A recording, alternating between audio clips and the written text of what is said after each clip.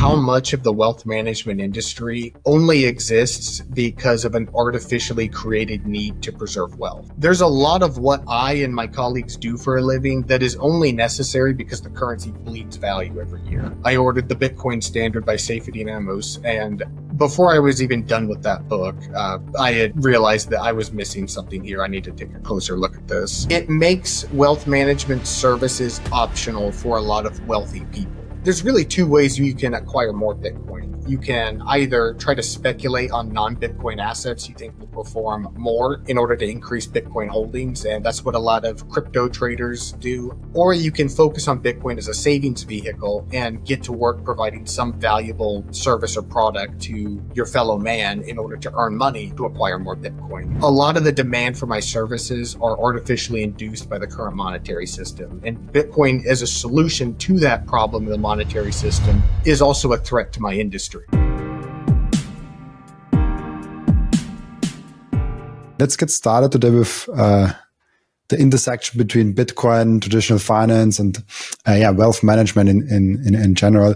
But before we get started with that, give us kind of an overview of what are you doing in or for Bitcoin? Sure. So my name is Matt Golliher. I'm a financial advisor here in Richmond, Indiana. And as it relates to Bitcoin, what we're really focused on is the application of Bitcoin in traditional wealth management in order to enhance client outcomes. So that includes everything from the adoption of Bitcoin as a savings tool to the inclusion of Bitcoin in a diversified portfolio. So we're now able to educate clients about Bitcoin and to offer it in a variety of ways. And that's really the big focus alongside all the traditional asset management, wealth management services that we offer, is including Bitcoin wherever we think that it makes sense for clients. I like that, putting Bitcoin where it fits best. What is we talk a lot about the traditional financial space and how it's moving slowly to Bitcoin. How do you see the traditional financial space and how they look at Bitcoin versus the in Bitcoin industry, so like the Bitcoiners itself look at industry and the difference between those two very distinct views? I would say the two still view each other broadly with a sense of skepticism. So thoroughly orange-pilled Bitcoiners still view my industry with some skepticism. There's a lot of Bitcoiners where their philosophy is HODL, 100% of your wealth in self-custody Bitcoin. And for those Bitcoiners, I don't hate that idea. I think, in fact, that will give them a good result over time as long as they're able to withstand the volatility and never become a forced seller of Bitcoin. For traditional finance, we've seen some progress over the last 4 or 5 years where I think the narrative has shifted from Bitcoin being some fringe financial experiment to more of an established asset class. The spot ETFs, I think, had a lot to do with that when you saw large mainstream financial companies come out with, Bitcoin white papers and research products and things like that. But the progress is moving slowly. And so I would say most of my colleagues still view Bitcoin, they conceptually lump it in with the broader crypto industry and justifiably somewhat dismiss it as a speculative bubble, something with no actual value. But over time, more and more of them, I think, are coming to the realization that among all the things that are going on in crypto land, there actually is something there worth paying attention, and that thing is called Bitcoin. Why do you think they still make the basket assumption of Bitcoin and crypto, not Bitcoin, or like there's like a line between them? And how do you think we can overcome that view of TradFi looking at Bitcoin the same way they look at, I don't know, Solana or anything like that? I think the main reason is that the crypto industry has done a good job of marketing and orange washing their project as if it is something of the same kind as Bitcoin.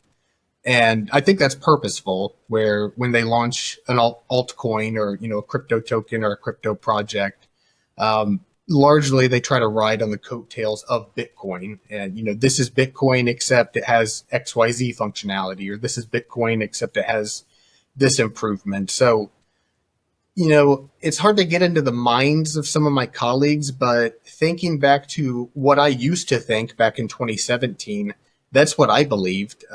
That's when Bitcoin first got on my radar because of the price run up that year. And I'm not proud of it, but at the time I told clients that Bitcoin was digital beanie babies, speculative bubble, no actual value, not a suitable long-term investment or store of value.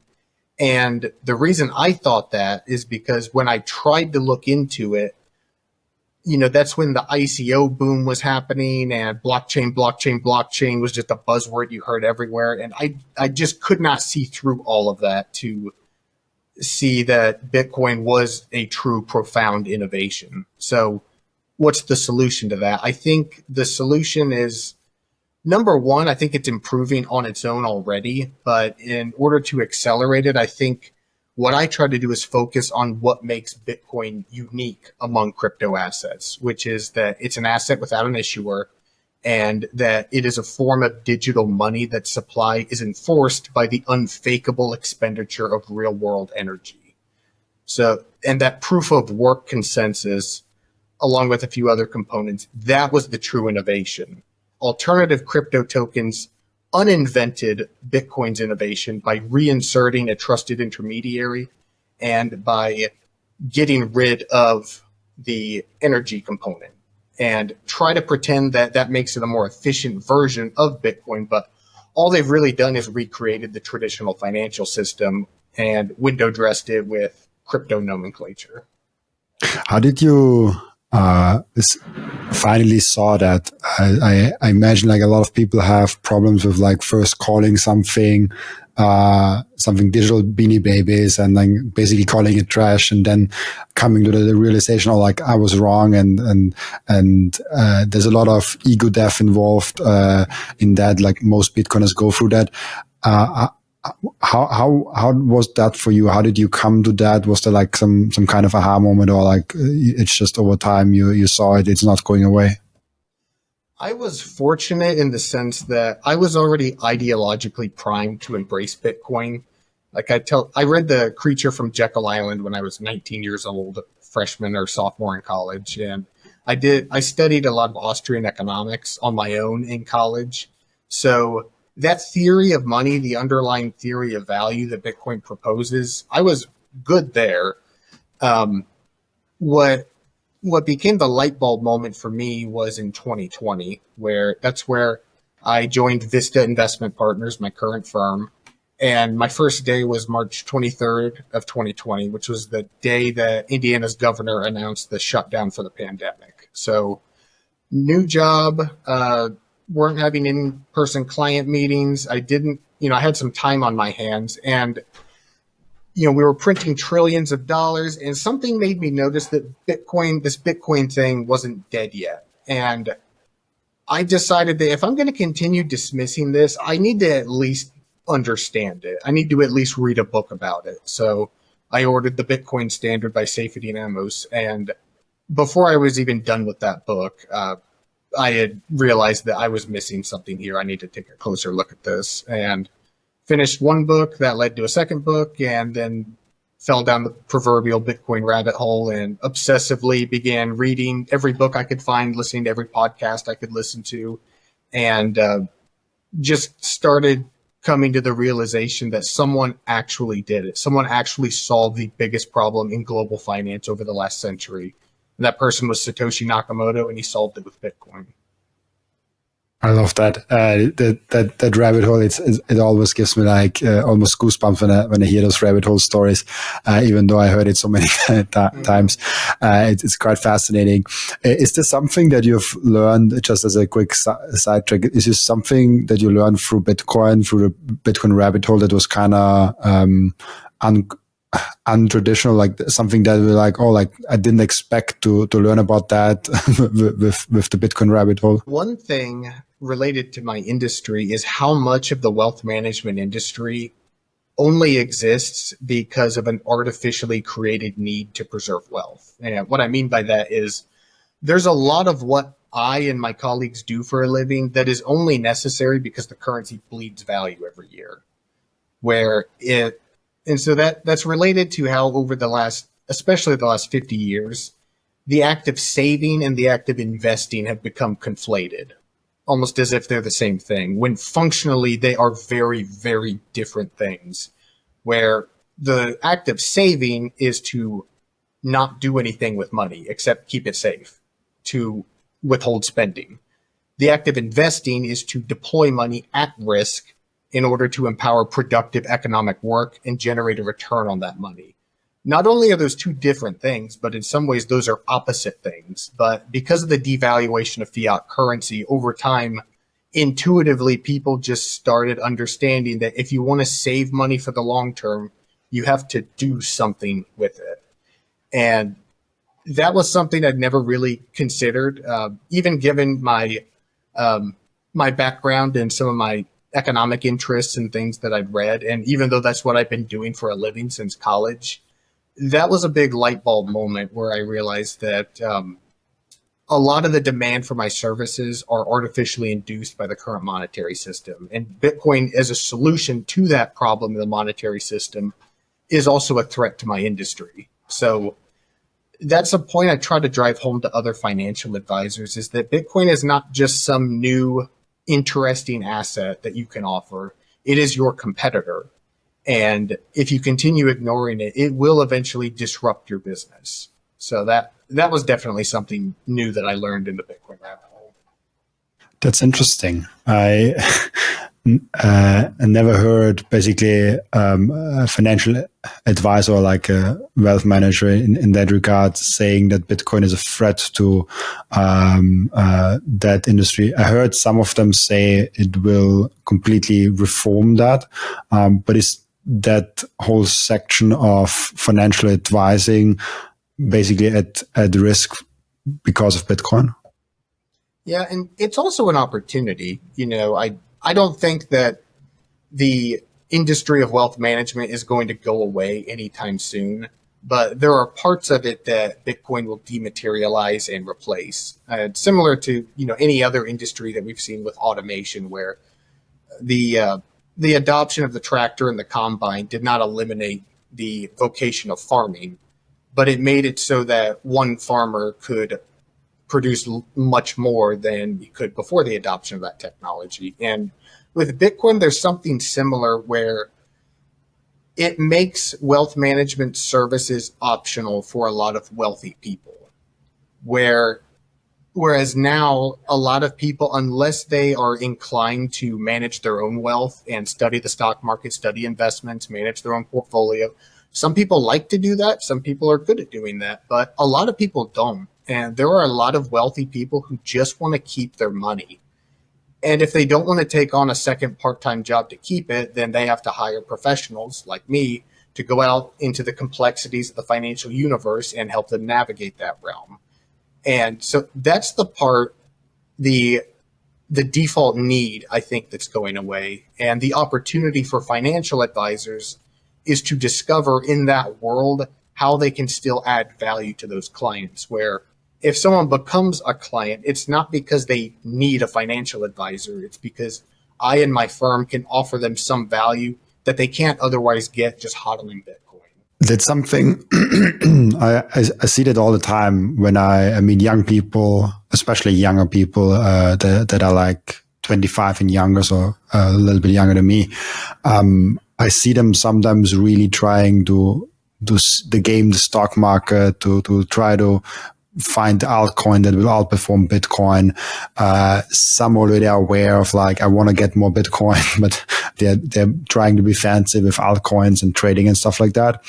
And for me, that goes a little bit next to like it's going against what Bitcoin actually stands for, and Bitcoin really gives you the clarity and the focus on what's important. Since now almost 4 years, I'm exclusively on Bitcoin, and the clarity and the focus from that is amazing because I just save what I don't need for life in Bitcoin. So every month there's a set amount of money that just goes to Bitcoin. The other set of money I use. And this allows me to not worry about it. And I can focus 100% on working and being there for my family and having fun with friends and working out and like all those things. But like, yeah, I have now finally time again for life, and I don't have to look at like 9 p.m. which stock will come out tomorrow with with a 10K report or something like that, or watch the conference calls. They can be fun if you like that. I'm not a huge fan of that. Maybe it develops in the future, but it's not something that I'm super passionate about. I was in the past, but I think I only was passionate about it because I needed to do that and I didn't have anything else. So I think the clarity and the focus is really, really cool. And yeah, that's also what you kind of mentioned. Like if you find that, why do you need someone to give you financial advice then if you just found that focus for yourself? Yeah. That is one of the nice things about Bitcoin. And if you think about it, where there's really two ways you can acquire more Bitcoin. You can either try to speculate on non-Bitcoin assets you think will perform more in order to increase Bitcoin holdings, and that's what a lot of crypto traders do. Or you can focus on Bitcoin as a savings vehicle and get to work providing some valuable service or product to your fellow man in order to earn money to acquire more Bitcoin. And the healthy version of a Bitcoin saver is someone who focuses on the latter, where Bitcoin allows them to not drain their time, energy, and attention on trying to keep their money or speculate in order to make more money. It allows them to hold on to the purchasing power of what they've earned over the long term and focus that energy instead on producing more value, just like you outlined.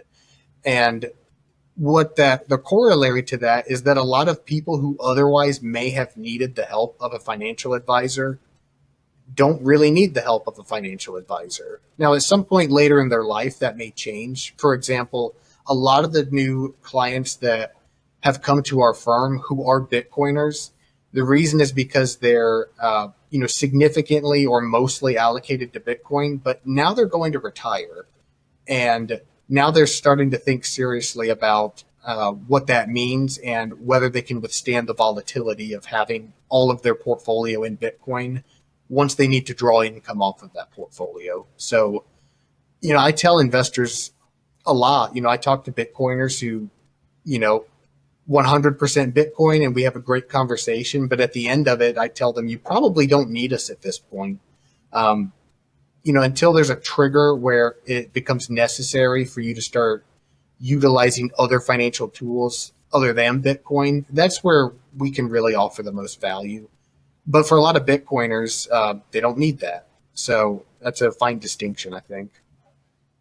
That's actually interesting because it's a very popular topic in Bitcoin, this retire on Bitcoin. And I think it's a very nuanced conversation because like it highly depends on where you live, what's your circumstances, what is your life expectancy, what is your expenses over your life. Do you also only have to care for yourself, or do you have like a family of 5 or something like that? So there's a lot of nuance to that. But how do you approach that if Bitcoiners are coming to you and say like, oh, I want to retire on Bitcoin? I would say the first question I ask them is, why not just hodl 100% Bitcoin? Because if they don't have a good answer to that question, then they don't need me. And in my experience, there's more than this, but there's 3 common reasons why that's the case. The first one is that their spouse is not as convicted about Bitcoin as they are, and you have to invest for the risk tolerance, time horizon, and financial goals of the household, not just the orange-pilled Bitcoiner who lives in that house. So as a matter of practical compromise, you need a portfolio that includes things other than Bitcoin. The second reason I would say is black swan risk, where, there's a Bitcoiner that is as convinced as you can be convinced that Bitcoin is going to do, by and large, over the future, what we think it's going to do. But that we don't have a crystal ball. There may be unknown unknowns, and just because of that, they want to set themselves up so that if Bitcoin does do what they think it's going to do, they're going to be in a very good place, including potentially having financial doors open for them that otherwise would have never been opened, but that they own enough non-Bitcoin assets that even if Bitcoin doesn't do what they think it's going to do, they can still retire in comfort and dignity and accomplish their basic financial goals. And then I would say the third reason, just as a matter of practicality, is they cannot or they are not willing to tolerate the volatility of being 100% Bitcoin. So you imagine a 65-year-old with a $3 million portfolio, 100% in Bitcoin, who retires today. As convicted as that person may be in Bitcoin, the idea that their $3 million could draw down to $900,000 in a year in retirement, they are not willing to withstand that. They're not willing to go through that. So as optimistic and as convicted as they are about Bitcoin, they make the decision that they want to start diversifying into other less volatile assets in order to produce their retirement income, where Bitcoin still functions as their long-term store of value, but a common practice as clients approach or enter into retirement is starting to pivot assets away from a growth strategy into an income strategy. And that's true of Bitcoin as well. The volatility is an interesting topic. I just pulled it up next to you so you can also see it. Give me a second. We know, and you probably have seen that chart where we see the gold price in Weimar Marx, and it's going up between like 1914 and 1923.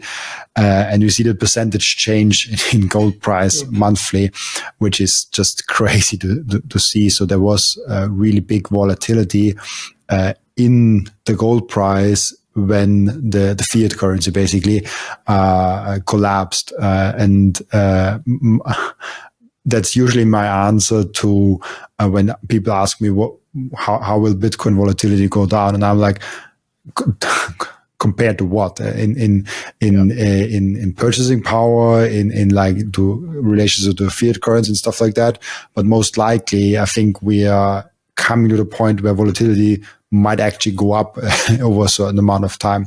How do you look at the next 5, 10, 20 years, whatever, and the volatility of Bitcoin going forward especially when you see something like that? The first aspect that I look at is the volatility will tend to trend upward or downward along with Bitcoin's long-term rate of return. So a scenario where Bitcoin sustainably reaches lower levels of volatility, almost by definition, that means that its long-term rate of return has declined. That's a fundamental trade-off where, in general, the more an asset appreciates over time, the more volatile that it is along the way. So over the next 5 to 10 years, I still expect that Bitcoin will perform well. And because of that, I expect it will still be quite volatile. I also think that you can think of Bitcoin's return or value as having two components. The first is growing Bitcoin adoption, and the second is the devaluation of the currency that Bitcoin's value is denominated in. Currently, I would argue most of the performance has been driven by Bitcoin adoption, but there is a point in the future where even if that steadies out or reaches some sort of stable point, there could still be volatility because of increased devaluation of the currency. And there are good reasons to worry about that, given the state of global debt loads, given the state of fiscal deficits, and things like that. But I try to encourage clients to think of Bitcoin or using Bitcoin in two ways. The first is as a savings vehicle. And the way to do that is to accumulate and hold Bitcoin. The other way Bitcoin can help clients is as a portfolio enhancer. And in that way, it's managed alongside traditional assets like stocks, bonds, mutual funds, and it's rebalanced along with them. So in the case of a savings vehicle, the short-term volatility ultimately shouldn't matter too much. In the case of a portfolio enhancer, the volatility actually makes it more effective as a portfolio enhancer in terms of enhancing the risk-adjusted return profile of an allocation. It's an interesting way to look at it. Like in that way, as long as your outlook is long term, no matter how you look at it, Bitcoin volatility is actually a good thing for you. It's a feature for Bitcoin, as it also means the potential gain might be or probably is higher than that, and it is more effective also as a portfolio enhancer. That's a really interesting way to look at it. How do you look at Bitcoin related assets like MicroStrategy as a well, not Strategy B now. I think they have the rebranding in there. How do you look at that for leveraging maybe even Bitcoin because it's a little bit of a higher return, or maybe even like going directly to a leveraged Bitcoin ETF or something like that? Yeah, MicroStrategy is interesting because among Bitcoiners especially, it is the first investment where Bitcoin's the hurdle rate. So I have a lot of clients who are Bitcoiners who own MicroStrategy, and there's only one reason why they own it. It's because on a risk-adjusted basis, they believe it has a good chance of outperforming Bitcoin. And so in that case, they're more properly making an investment with an opportunity cost of saving hard money. So they're not investing because they have to invest in something. They have the alternative, a viable alternative of just holding Bitcoin. But when applying Bitcoin as the hurdle rate to any investment, MicroStrategy is really the first one where that is the proper and common hurdle rate people associate with in terms of holding stock. My answer is much different for things like leveraged products. I think in general, unless somebody knows what they're doing, or unless they're using it for a specific trade or hedge, for a lot of people, that's probably advisable to stay away from things like that. But MicroStrategy is interesting because in a world where Bitcoin adoption continues, in a world where we see something like a Bitcoin standard, where it evolves past just a store of value and starts reaching adoption as far as a common medium of exchange unit of account, investments will increasingly be viewed with the opportunity cost of holding Bitcoin. Meaning, if there's a company that is proposing some investment to raise money, more and more people will continually ask themselves, why would I deploy my money at risk in this business venture when I can just hold Bitcoin? And the answer is that business has to provide, on a risk-adjusted basis, the opportunity for that investment to outperform Bitcoin. So MicroStrategy is the beginning of that, but I think it is a trend that we're going to continue to see over the next 10 to 20 years. It's a good indication of what's to come. Is then the question of, I think they call it Bitcoin yield. I don't like the word because there's no yield on Bitcoin, but they use it basically on like how many more Bitcoins they accumulate and how effective they are in stacking Bitcoin. Is that then maybe a new almost like an earnings per share, the EPS one that is now popular, or like the PE ratios that we now have, is how many more Bitcoin can you stack, or how effective can you outperform Bitcoin, a future key metrics of company performances? Yeah, earnings per share is probably the closest analogy. The challenge with MicroStrategy is they're doing something that no company has ever done. And they're implementing that strategy on an asset that no one has ever used before. So people are struggling to try to figure out what the true value of a company like that is. But that's what makes a market. So, people will criticize the KPI of Bitcoin yield, and, they'll attack it because it's not actually a yield, or this or that. But I think in some ways it is as useful as any other framework for understanding what it is that the company is doing. But I think over time, market participants are just going to have to continue to wrestle with how you actually value an asset like this. But ultimately, the market's going to decide that. So Bitcoin yield's a useful framework. It's the one that MicroStrategy tends to focus on in their public communications. And I think if you understand it as an attempt to explain something that's unprecedented, then it is a useful framework, even if there are things we could nitpick about it as not being technically or specifically accurate as it relates to traditional financial metrics. It's not the same, but it's not trying to be the same. It's trying to offer a coherent metric for evaluating what MicroStrategy is doing over time and whether or not they're successful in that. And so far, they have been. What are the implications of Bitcoin being the hurdle rate for companies and for investors and resource allocators in general? Companies, I think in some ways, it makes it harder to raise capital in order to start a company. You need to have a good idea. You need to have good execution. There's, one of the problems with artificially expanded money supply is people have money they have to do something with. When your money is a melting ice cube, any crappy refrigerator is better than nothing. So fiat money induces a lot of malinvestment, a lot of investment in business ideas or projects that in a truly free market with a free market money would have never existed in the first place. So for business owners, it induces on them a responsibility to actually have a good idea with good execution that has a shot of producing real returns for investors.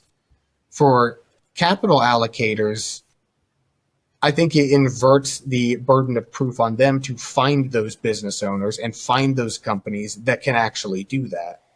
So we may see a scenario where there are fewer publicly traded companies, there are fewer stocks, there are fewer entrepreneurs. We see a realignment in the economy because of that. You can think of a lot of downstream effects, and some of them I think will be second and third order, and they may not be obvious where we sit today. But broadly speaking, I think Bitcoin as a hurdle rate, it makes investment one option of several viable options because saving money is a viable alternative now. Whereas before, you had to invest in something or you get diluted away. Let's take a break for a moment and appreciate the beauty that Coin Vigilante has made with the Bitcoin watches. Those watches are the most amazing, the most elegant way of showing that you are a true Bitcoiner. And Coin Vigilante just dropped a completely new and amazing Genesis edition of their watch collections. You have the date of the first ever mined Bitcoin block in there, and of course also the block height and which epoch we are currently in. I love the level of detail they put in this masterpiece. Make sure to check out those amazing Coin Vigilante timepieces down in the descriptions. I love those watches so much. And now if you have Bitcoin, I really do hope that you don't have it on exchange. But if you do have it on exchange, I have two ways for you to deal with that. The first way is you put it on a hardware wallet. That's the entry for you to get into the self-custody game. I recommend BitBox, Bitcoin only edition for that. It's a super simple and secure way. And if you check out the link in the description, you even get 5% off if you use the code Robin. And the second way is the Bitcoin Way. The Bitcoin Way is your all-in partner in terms of how to get the most out of your sovereignty. They will personalize for you a self-custody setup that is perfect for your individual situation. They will show you how you can secure your own devices. Securing your Bitcoin is not enough. You also have to keep all your devices secure. One topic that is overlooked often is the inheritance plan. What happens with your Bitcoin once you are no longer here? Do you have a plan for that in place already? And last but not least, if you're in the jurisdictions where you don't feel safe, it's better to get a plan B. For all that, head over to thebitcoinway.com/Robin to get a 30-minute free call. And just a quick side note, I will be for the first time ever speaking at the Bitcoin Prague event in June. It will be absolutely legendary and I'm really looking forward to seeing all of you there. You can get your ticket in the link down in the description of Bitcoin Prague, and very important, use code Robin to get 10% off your ticket. I'm really looking forward seeing you there. Yeah, I'm thinking like VC money is a big thing for small companies, and it's like if you as a VC have Bitcoin as an option, in your portfolio and you know the hurdle rate of Bitcoin and how attractive this is and how reliable this is, you look at investments probably a lot different of like, okay, like what are you actually trying to do long term? If as a VC, you don't have Bitcoin as an option and you just have to invest in something and you're forced to because the US dollar that you hold or even worse, other fiat currencies is just melting away. You're really forced to like, oh, I have to spend, I have here $2 million. I have to give it some startup. Otherwise it will melt away. Yeah. Venture capital, I think, is another industry that Bitcoin will disrupt, along with investment capital allocation in general. Because over the last 10 years, there have been a lot of good investments when denominated in dollars. But when you stack it to the opportunity cost of just holding Bitcoin, you end up putting in a lot of analysis and a lot of effort and taking on a lot of risk in order to end up with less Bitcoin than you would have if you had just purchased Bitcoin when you made the investment. And I think that will, over time, start to fundamentally change the nature of investments and how we evaluate their investment worthiness. Venture capital certainly is a big part of that. Just wanted to show you one of my favorite sites, but it seems to be down at the moment. I'll just still show you quickly. You're probably aware of that site priced in Bitcoin 21, but apparently they just have some hiccup in the system. Which is really interesting when you actually look in things and you make that shift of pricing things, in evaluating things in Bitcoin rather than in your local fiat currency, US dollar, euro, or whatever. It really makes you rethink things. And there's one really interesting aspect, and I'm curious what was your take on that. I now earn Bitcoin and I'm now forced to either sell or spend my Bitcoin somehow because, my income is in Bitcoin and I have still a small fiat income. In my psychology, even though I know it does not matter it does not matter if I spend the Bitcoin or the fiat, if I have 100% Bitcoin anyways, like there's no real change in there. The hesitation of spending Bitcoin is so much higher for me than the hesitation of getting from that fiat amount. It doesn't make sense because like I'm 100% Bitcoin anyways, but there's a psychology barrier there, which is super interesting. What's your take on this? Yeah, it's in one sense, it's purely psychological because when you spend dollars, there's still the opportunity cost of you could have bought more Bitcoin with it. So the net effect is the same. But I've noticed in myself, and I've talked to a lot of Bitcoiners where that's been the case, where you don't want to spend your Bitcoin. It's a lot easier to spend dollars. So, and I've seen, a lot of people where Bitcoin made it attractive for them to save money. People who otherwise, before discovering Bitcoin, had a hard time saving money. That is not the case when it comes to accumulating Bitcoin, where, if they've got $50,000 or $100,000 in a savings account, it's hard for them not to tap into that for purchases that maybe they really shouldn't be making or they don't need. And if that's $50,000 to $100,000 of Bitcoin, they will at least think twice because they don't want fewer sats. So, it's one of those things where for someone living on a Bitcoin standard, for pure convenience or transactional friction, it probably makes sense in most jurisdictions at this point to maintain a balance of fiat because, at least in the United States, US dollars are still the dominant asset as far as a medium of exchange. It's far easier to spend dollars. Everyone accepts them. And that's really not different when you look at other countries where it's common that they will use two forms of money. If you look at nations with much higher inflation problems than the United States, it's common that they will use the legal tender in their political jurisdiction. That's their medium of exchange. That's what they get paid in. That's what their expenses are denominated in. But they don't store their wealth in that money. They store their wealth in the US dollar or Bitcoin. And in the United States, I think Bitcoin currently and for the foreseeable future will provide that function where even though the dollar will still be the dominant medium of exchange just because lower transactional friction, higher efficiency, higher availability and acceptability, Bitcoin offers the savings component. And so the US with Bitcoin is going to become like a lot of other countries like Turkey, Venezuela, Argentina, where it functions as the US dollar does in those jurisdictions. Super interesting.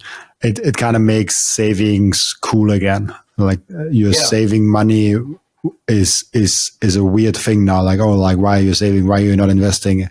And it makes that saving terminology and the saving process cool again.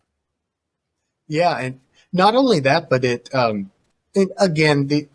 it's artificial or it's arbitrary, but it creates very attractive savings goals. Like, for example, the idea of being a whole coiner, that's just as arbitrary as being a millionaire. But there are a lot of people who are very motivated to achieve that status. Whereas, right now Bitcoin's $82,000, let's say. That person may be laser-eyed focused on achieving 100 million Satoshis in their possession. Whereas the idea of accumulating 82 grand of savings does nothing to them. They could not care less about that because they're looking at the 100 million sats, not any particular dollar amount. So I agree with you. That's a good way to put it. It makes savings cool again, but it also, for a lot of people, gives a strong motivational urge to save money to achieve, albeit arbitrary or artificial benchmarks or goals.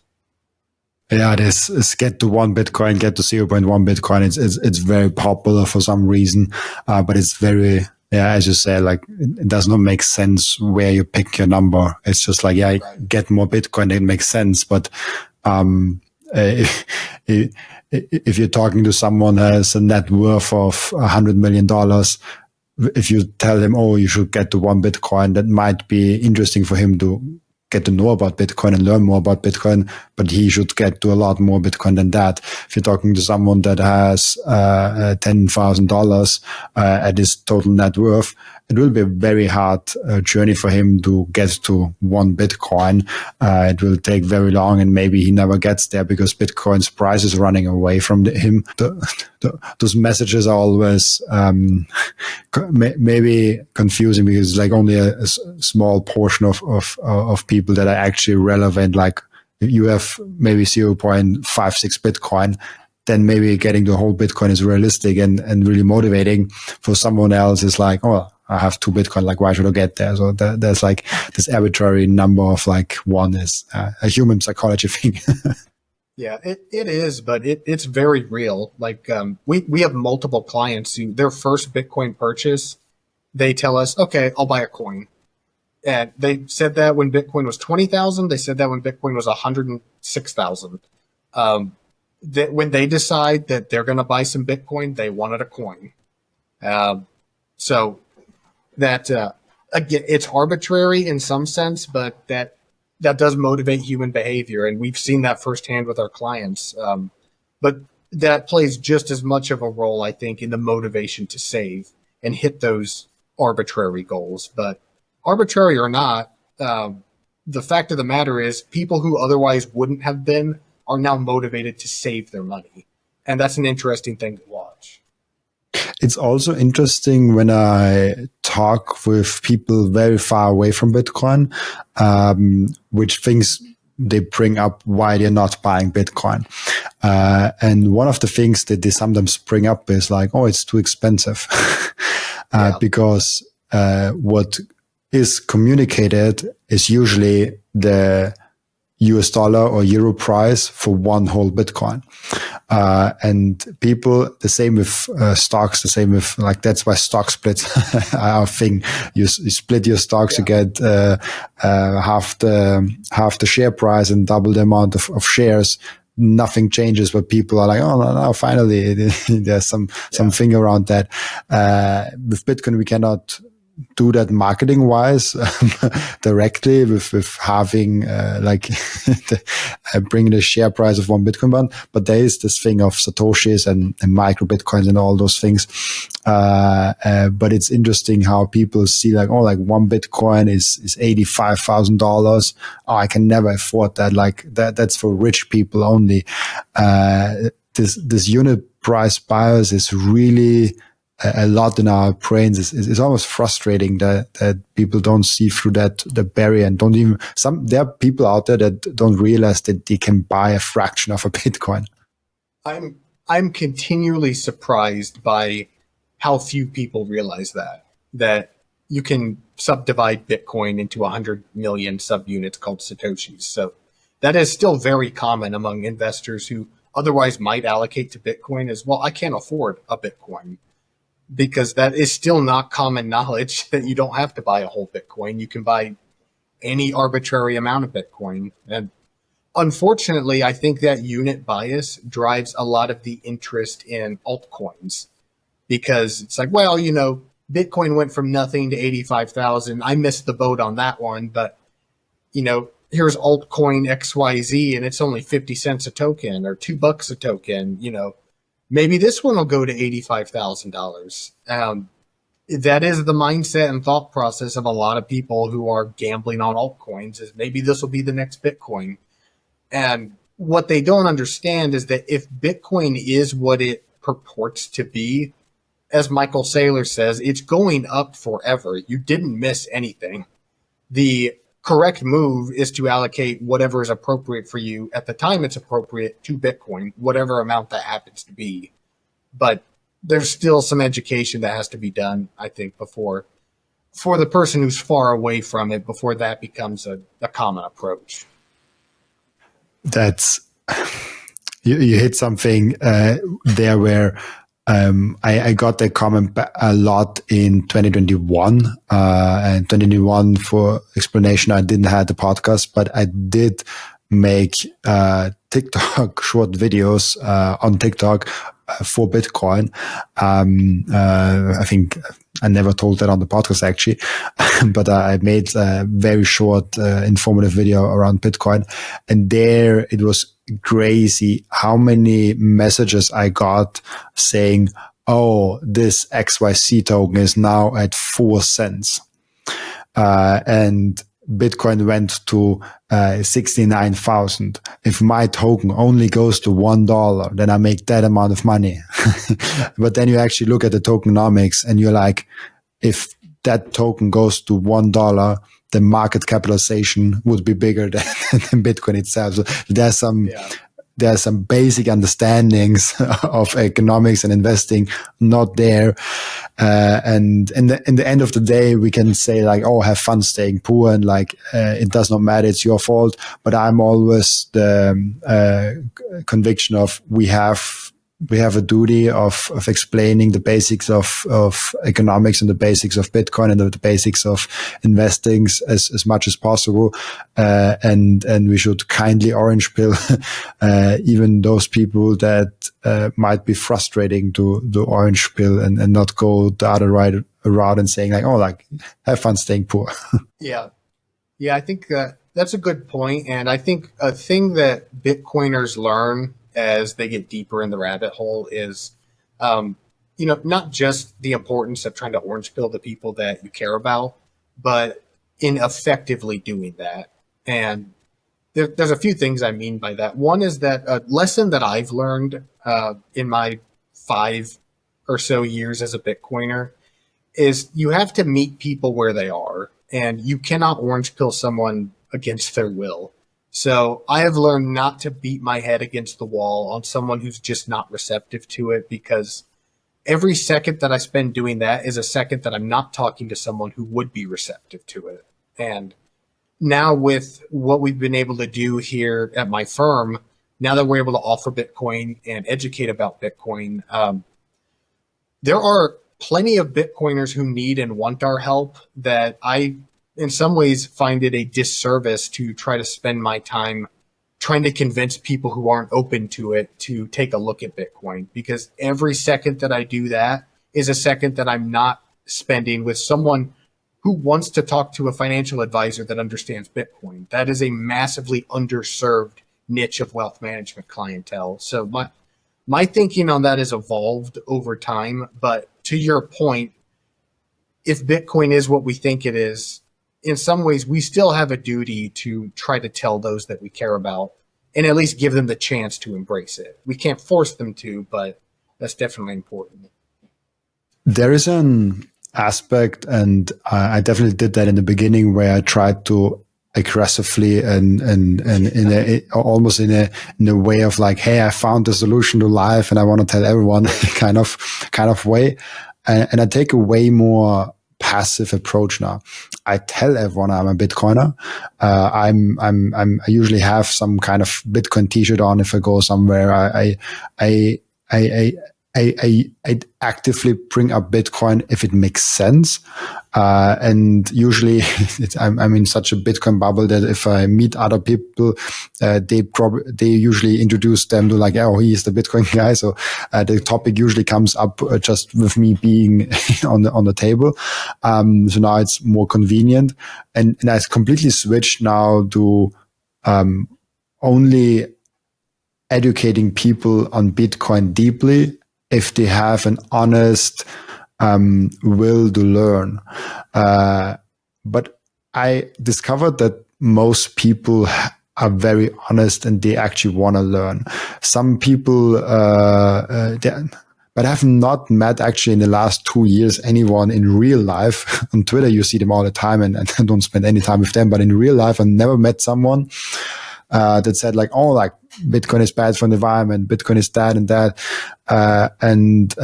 When I just went in a conversation with them and said like, oh, like, why do you think that? And then just like went down the rabbit hole with them. They usually are open to what I have to say, but maybe I'm already too close to the Bitcoin bubble. Yeah. What you just described, I consider that a maturation process for Bitcoiners, where you're exactly right. When the light bulb first goes off, you're understandably very excited about it and you want to share what you've discovered with people. But no one likes a monomaniac. You know, you don't want to be the guy at poker night who just spends the whole evening talking about Bitcoin. That's not what your friends want. You know, you want to spend time with your friends and, you know, be enjoyable to be around. And, if one of the things that I'll say often is that if you're a Bitcoiner, your friends and family know who to talk to if they have questions. You don't need to beat them over the head with it. So what you just described of taking a more passive approach, bringing it up when it makes sense, and otherwise just being ready to help and engage when people are ready for it, I think that's a common transformation that Bitcoiners go through in their first couple of years, where you know, they turn from, you know, zealots or even evangelicals into you know, practical helpers for the people who are ready for it. And that, I think that's an important transition to make, because that allows you to focus, again, back to one of your first points, focus your time on what matters, on what actually provides value to you and the people around you. And one of the things that doesn't do that is arguing with anti-Bitcoiners on Twitter. That does not change anyone's mind. That by and large does not help people. The one exception to that, I would say, is helping to refute arguments made by influential people. That can have some value. And if you're doing it for that reason, then that's okay. But you know, a lot of time and energy is wasted arguing with people who, no matter what you say, are never going to accept your arguments. They're ideologically opposed to Bitcoin because it contradicts fundamental pillars of their worldview. And that's true for a lot of financial professionals, by the way, which I think is why, counterintuitively, our industry is one of the industries that's least inclined to understand Bitcoin on a deep level. As a side note, I would make the comment that people in the energy industry seem to be the opposite. The people I talk to there are probably the most likely to at least get it in some capacity. But finance and law and a few other white collar professions, I think they really run into that ideological contradiction, and it induces cognitive dissonance, and they really have to rethink some foundational assumptions before they're ever going to be ready to even listen to a Bitcoiner.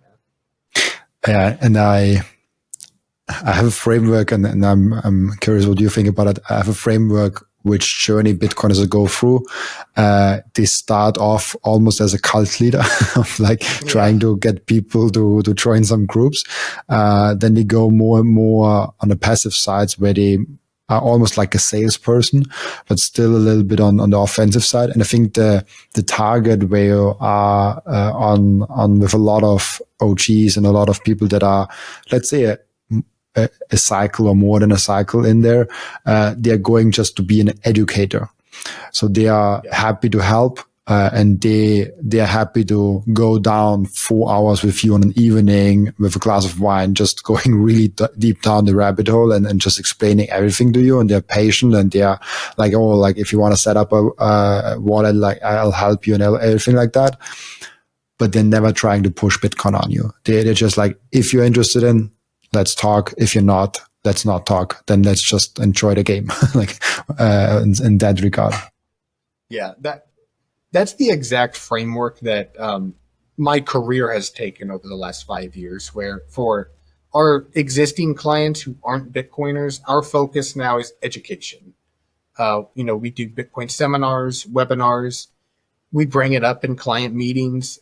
If a client is not interested, doesn't want it, that's fine. I usually tell them, that's cool. I'll bring this up once a year until one of us is dead. But if you don't want to do it, then you don't have to. But my focus for serving new clients is people who are already Bitcoiners.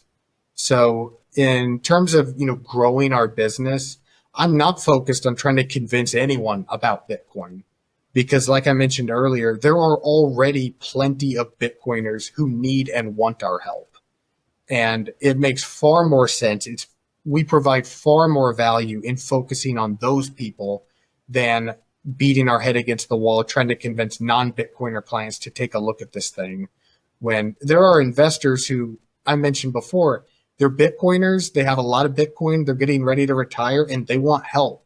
That's the person I'm now focused on in terms of growing the business. And it's moved purely to an educational framework for the clients who are not Bitcoiners. Which brings me to an interesting part. I wanted to bring that up earlier, but I think it now fits also nicely.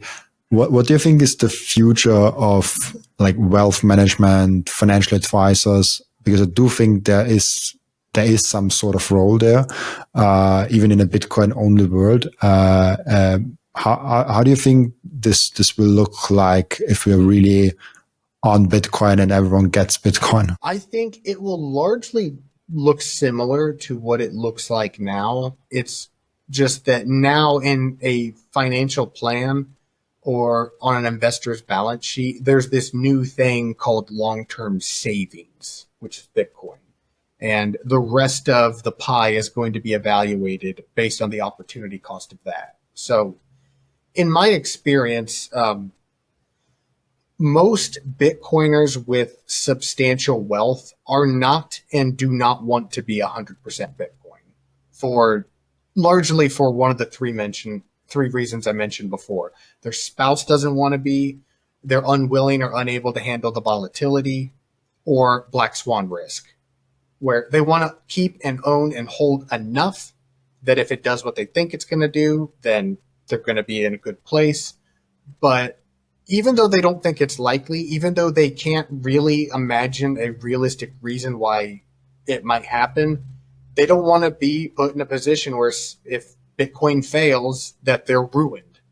So even if Bitcoin adoption increases by orders of magnitude from here, I think for people who have accumulated substantial wealth, there is still going to be a component of generating income, diversified portfolio management, things like that. It'll just happen alongside a significant component of HODL Bitcoin. And then you see a component where advisors will increasingly help clients with custody optimization, helping them strike the smartest balance with self-custody, multi-sig custody solutions. And increasingly, we're going to see financial products, some of which we can't even imagine right now, that allow Bitcoin holders to do useful things with their Bitcoin. So I think over time, that'll become an increased part of wealth management offerings. But at this point, the main one is just having, 100% long exposure to the asset, whether that's holding actual Bitcoin or via a spot ETF or something like that. It's also something that I'm curious of, like, once Bitcoin gets to a maturity point. For me, it's also, I'm very young, so I'm 26, so I have a high risk appetite. I don't want to have anything else than Bitcoin. I'm happy with a black swan. I don't need to diversify in there. But what happens if Bitcoin is kind of maturing a little bit? If Bitcoin is not at 2% adoption rate, but at 80% adoption rate, 75%, 90% of adoption rate, then the upside is not as intriguing anymore, and you can use Bitcoin just as savings, and maybe you have, 80%, 60%, 95%, or 50% in savings in Bitcoin, and with the other side of your portfolio, it then again makes more sense to look in investing options of what is a cool company that you believe in the future in, or do you want to do venture capital, or do you want to do something with that, which is super interesting to think about what happens when all those Bitcoiners are all of a sudden the wealthy elites that control the resources and the allocations, and they deciding where the money kind of goes. It's very exciting to think about that world. And when I see now in the Bitcoiner crowd what values they have and how low time preference they are, what if the future resource allocators are those Bitcoiners that have this low time preference and put the allocations in there? It's super exciting for me how a Bitcoin world looks like. That's why I also asked you what's the future of wealth management, because it's super interesting to think about that Bitcoin world and the impact it will have on all of us. Yeah, I think one thing it'll do is it will make investing active again, where with the devaluation of fiat currency, we've seen a massive proliferation of passive investing trends. Index investing is a big example of that, where in actuality, what people are doing is they're not investing, they're trying to save their money. Because, if you buy an index of hundreds of different companies, why are you buying it? It's not because you like that company. It's not because you're expressing an opinion about the future profitability or value of that company. You're just passively plowing money into some basket of stocks that was selected by some, group or board or whatever. And in a world where you have Bitcoiners allocating capital, now they're only going to do that if it's an investment that they care about, that they understand, and that they want to get behind. The idea that you just passively put money at risk into a business venture, I think in that world will seem strange and weird, and it won't be as common. But also you're going to have a lot of people who just aren't investors. They don't want to do it. One thing I've seen in my career is that a lot of clients that I work with are not truly investors. If they could, they would just save money. They don't want to take risk in the stock market. They don't want to see the volatility. When the market drops 10%, they lose sleep at night. If they could, they would just save money, but they can't, so they have to invest. And in a world where Bitcoin achieves that type of adoption, those people can just hold money. And if they don't want to, they don't have to deploy it at risk in an investment or a business venture. That's very true. I love it. It was already a great episode. We have one question that I ask each and every one of my guests, and the question for you is, what can we learn from you besides Bitcoin? What can you learn from me besides Bitcoin? Oh, that's a good question. I'll probably do a boring answer, and I would just say anything that has to do with traditional financial assets. I've spent my career helping clients with those traditional investments, anything from mutual funds, down to annuities, life insurance products. I have a background in that. So, anything relating to retail financial products, cutting Bitcoin completely out of it. That has been the focus of my career. So to the extent that I have subject matter expertise, besides Bitcoin, that's what I would say. So it's kind of a correlated topic. So maybe it's not a great answer, but that's the first one that comes to mind. Yeah, really cool. I like that. We have an end routine in the podcast where the previous guest is asking a question for the next guest without knowing who the next guest actually is. And your question from the previous guest is a very short one: democracy or monarchy? My answer is it depends on what you're optimizing for and what the underlying society looks like. So in a high trust homogenous society, I think monarchies have demonstrated effectiveness. In society with some other characteristics, to quote, I forget who it was, maybe Churchill, democracy is not good, but it's better than all the other alternatives that we've tried. So, again, maybe an unsatisfying answer, but it depends. I love that. There's like, when you talk to financial advisors or people that come from the resource educations, the sentence "it depends on what you're optimizing for" is like you have it often in there. I like that, but it really is an important one. The look of like, okay, what are you trying to achieve? Because a lot of people ask questions, and a lot of people are like, okay, I want that, but what are you really trying to achieve? So it depends on what you're optimizing for. I like that sentence, and I see it. The people that come from traditional finance, they usually drop that sentence once somewhere in the podcast. It's a funny observation. Oh, that's funny. That's a good question, though. It's I think it's one of those topics that seems like obvious and uninteresting until you learn and think about it, and then it becomes fascinating. So that's a really good question. Absolutely. Really cool. Perfect. And thank you so much, Matt, for being on the podcast. Before I let you go, where can people find you, ask you questions, and reach out to you? Yeah, you can find more information about my firm at orangehorizonwealth.com. You can find me on Twitter at Matt Golliher. That's MattGollliher. And, reach out from there. So yeah, website, social, Twitter, or X, that's main places. Perfect. Thank you so much for taking the time, Matt. And also thank you so much for everyone who is watching and listening, for joining us today. As always, I'll be back tomorrow with another episode. Bye-bye.